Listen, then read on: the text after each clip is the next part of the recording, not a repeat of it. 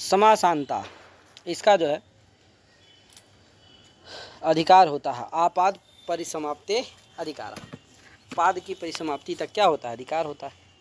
यानी ये 5 4 68 का है, तो पूरे चौथे पाद में क्या आ जाता है? इसका 6वें अध्याय के पूरे चौथे पाद की समाप्ति तक इसका अधिकार जाता है। ठीक भैया। समासांता में जो समास पद है वो समासार्थ जो अलौकिक विग्रह वाक्य है तत्परक है, समझे कि नहीं? यानी समासांत जो प्रत्यय होते हैं वो अलौकिक विग्रह वाक्य में होते हैं, समझे कि नहीं? समास समकालम एवं, समास जिस समय होता है उसी समय हो जाते हैं, समझे कि नहीं? समास के लिए होते हैं समासांत, इसीलिए उनको समासांत कहा जाता है, समझे कि नहीं? तो अलौकिक विग्रह वाक्य, इसका एक नियम है समासांत प्रत्यय कहाँ होते हैं।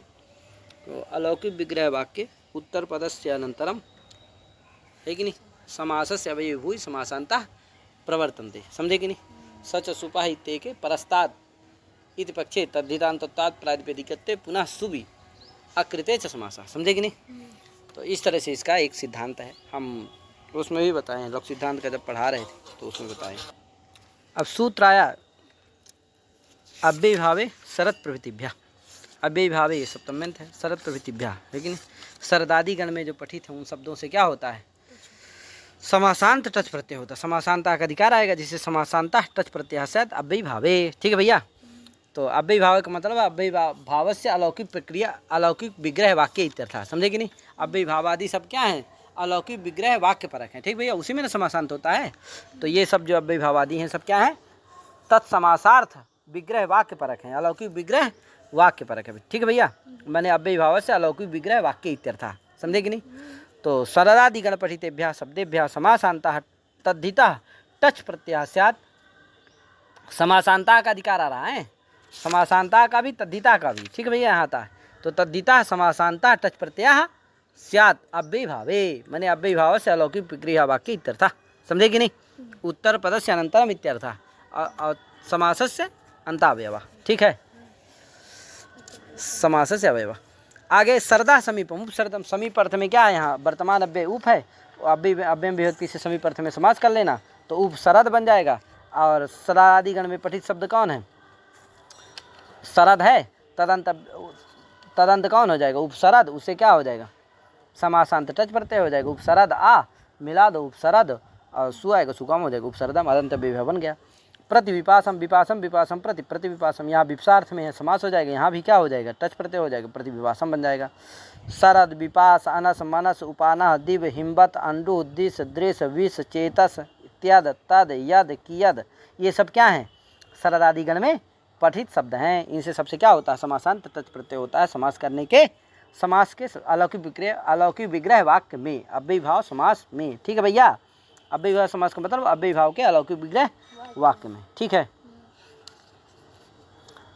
समासस्य अंतावयव, समासस्य अंतावयव का मतलब है समासार्थ उत्तर पदस्य चरमावयव इत्यर्थ, समझे कि नहीं? समासार्थ जो विग्रह वाक्य है, अलौकिक विग्रह वाक्य है, उसका चरमावयव होता है। ठीक है भैया।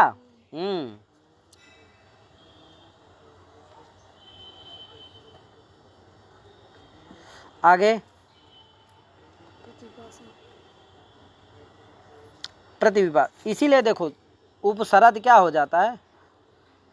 क्या होता है? अदंत विभाव हो जाता है। क्यों? क्योंकि आज टच प्रत्यय हुआ है, वो किसका अवयव है? उत्तर पद का, मैंने समासार्थ विग्रह वाक्य का अवयव है, मैंने उपसरद का अवयव है वो, इसी उपसरद क्या हो गया? अदंत विभाव हो गया, जिससे क्या हो जाता है? उससे अकारांतोत्तर पद्दुगु स्त्रियामिष्टा, इससे क्या हो जाता है? स्त्रीत्व द्विगो से गीप आदि करके द्विपुरी इत्यादि में क्या हो जाता है? उपसरद में नहीं, द्विपुरी इत्यादि, द्विपर शब्द है ना, द्विपुर, उससे टच प्रत्यय हो जाता है। और फिर क्या होता है? द्विपुरी इत्यादि में समासांत टच प्रत्यय होने के कारण वो अदंत हो जाता है, जिससे अकारांतोत्तर पद्दुगु स्त्रियामिष्टा से क्या हो जाता है? द्विगु समासना है, तो इसीलिए क्या होता है? उसे स्त्रीत्व हो जाता है और द्विगो से गीप होकर के द्विपुरी बनता है, समझे कि नहीं? तो ये सब है। आगे प्रतिविपासम लक्षणेना अभिप्रात्याभिमुख्य से यहाँ समास होता है। विपासम विपासम प्रति प्रतिविपासम। ठीक है। उपजरसम जराया समीपम उपजरसम, एक सूत्र है वार्तिक आया, गण सूत्र है ये। जराया जरश्च, ये क्या है? गण सूत्रम वर्तते। जराया जरश्च क्या कहता है भैया?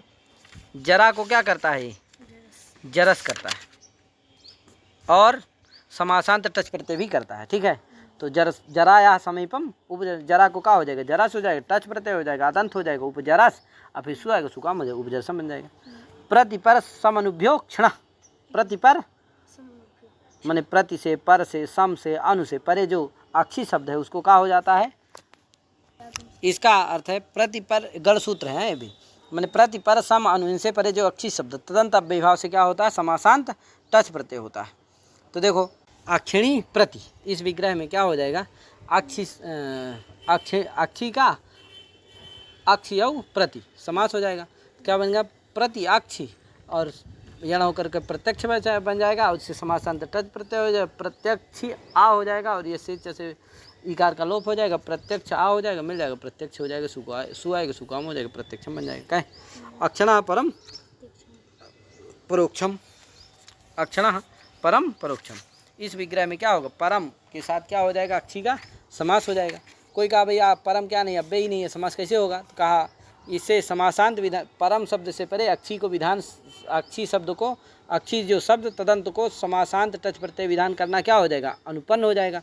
क्योंकि जब परम शब्द से परम का समास ही नहीं होगा तो परम शब्द से परे अक्षी शब्द नहीं मिलेगा, इसलिए समास तदंत अव्ययभाव मिलेगा ही नहीं, तो तदंत अव्ययभाव को समासांत विधान करना क्या हो गया, व्यर्थ हो गया। अतः तत्सामर्थ्यात् क्या हो गया, इसी गढ़ सूत्र से समास भी हो जाएगा, तो समास हो जाएगा, तो पर अक्षी बन जाएगा। क्या बन जाएगा, पर अक्षी।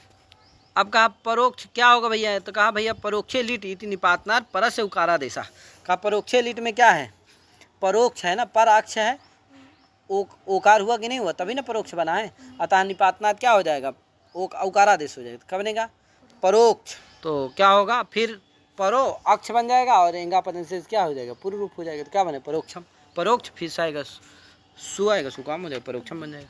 परोक्षा क्रिया इत्यादि तो अर्थाद्यची, कहा भैया परोक्षम बनता है तो परोक्षा क्रिया कैसे हो जाएगा, कहे क्या बनना चाहिए, परोक्षम ही बनना चाहिए वहाँ भी, तो कहा भैया परोक्ष सबसे अर्थाद्यच कर देंगे, अब फिर टाप आदि करके क्या बन जाता है, परोक्षा क्रिया बन जाता है वहाँ, उसको सुन।